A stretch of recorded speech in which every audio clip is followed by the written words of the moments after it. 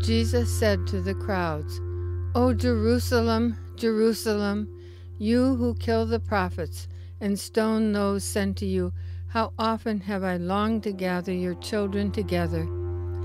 I tell you, you will not see me again until you say, 'Blessed is he who comes in the name of the Lord.'"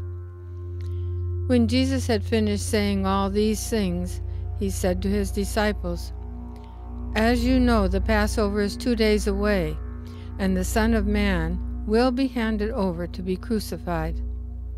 Then the chief priests and the elders of the people met in the high priest's palace and plotted to arrest Jesus. In the evening, Judas, with the chief priests and the temple guards, arrested Jesus and took him to the high priest. Early in the morning, all the chief priests and elders of the people came to the decision to put Jesus to death. They bound him and handed him over to Pilate, the governor.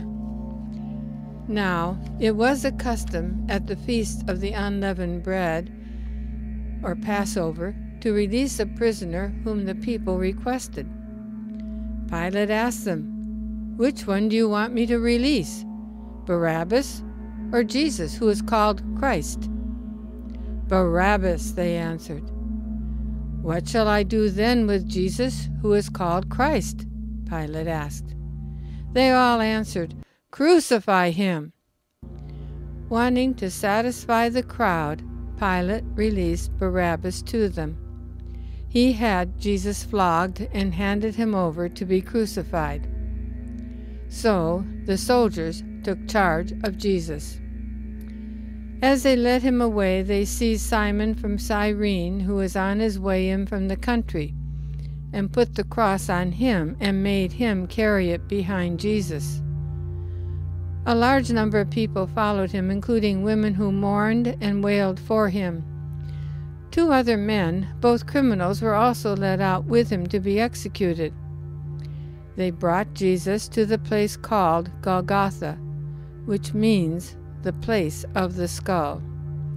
There they offered him wine to drink mixed with gall, but after tasting it, he refused to drink it. It was the 3rd hour. When the soldiers crucified Jesus, they took his clothes, dividing them into 4 shares, one for each one of them, with the undergarment remaining. This garment was seamless, woven in one piece from top to bottom. "Let's not tear it," they said to one another. "Let's decide by lot who will get it." This happened that the scripture might be fulfilled, which said, "They divided my garments among them and cast lots for my clothing." So this is what the soldiers did. And sitting down there, they kept watch over him there. Above his head they placed the written charge against him. "This is Jesus, the King of the Jews." 2 robbers were crucified with him, one on his right and one on his left. Those who passed by hurled insults at him, shaking their heads and saying, "You, who are going to destroy the temple and build it in 3 days, save yourself. Come down from the cross if you are the Son of God." In the same way, the chief priests, the teachers of the law, and the elders mocked him. "He saved others," they said, "but he can't save himself. He's the King of Israel. Let him come down now from the cross, and we will believe in him." One of the criminals who hung there hurled insults at him.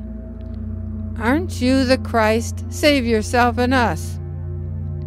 But the other criminal rebuked him.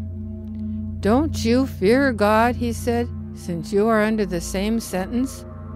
We are punished justly, for we are getting what our deeds deserve. But this man has done nothing wrong." Then he said, "Jesus, remember me when you come into your kingdom." Jesus answered him, "I tell you the truth.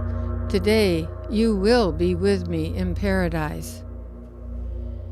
Near the cross of Jesus stood his mother's sister, Mary the wife of Clopas, and Mary of Magdala.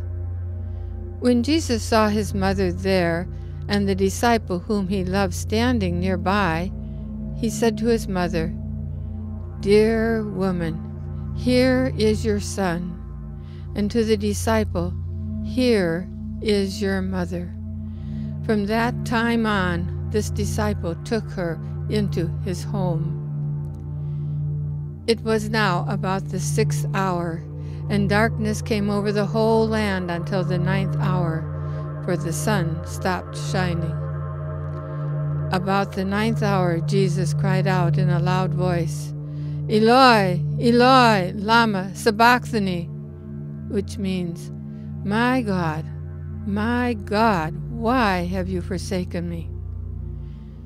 When some of those standing there heard this, they said, "He's calling Elijah." Later, knowing that all was now completed, and so that the scripture would be fulfilled, Jesus said, "I am thirsty." When he had received the drink, Jesus called out with a loud voice, "Father, into your hands I commit my spirit. It is finished." With that, he bowed his head and gave up his spirit. At that moment, the curtain of the temple was torn in two from top to bottom. The earth shook and the rocks split. The tombs broke open. When all the people who had gathered to witness this sight saw what took place, they beat their breasts and went away. But all those who knew him, including the women who had followed him from Galilee, stood at a distance watching these things. When the centurion and those with him who were guarding Jesus saw the earthquake and all that had happened, they were terrified and exclaimed, "Surely he was the Son of God."